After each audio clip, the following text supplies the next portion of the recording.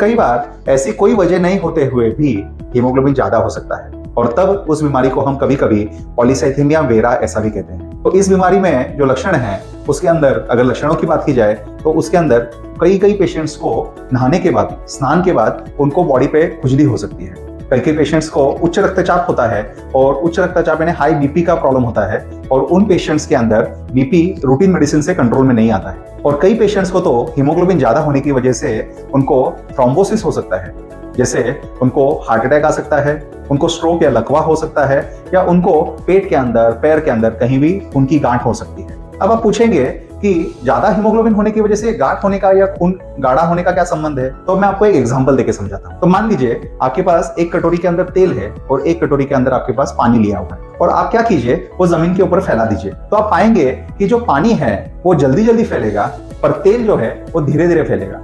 अब आप पूछेंगे कि इसकी वजह यह है कि जो तेल होता है वो गाढ़ा होता है और गाढ़ा होने की वजह से वो धीरे धीरे फैलता है और पानी पतला होने की वजह से वो जल्दी जल्दी फैलेगा। इसी तरह से अपना खून भी एक प्रकार का मिश्रण है और उस मिश्रण के अंदर एक हीमोग्लोबिन जो है वो बहुत इंपॉर्टेंट कंस्टिट्यूएंट है।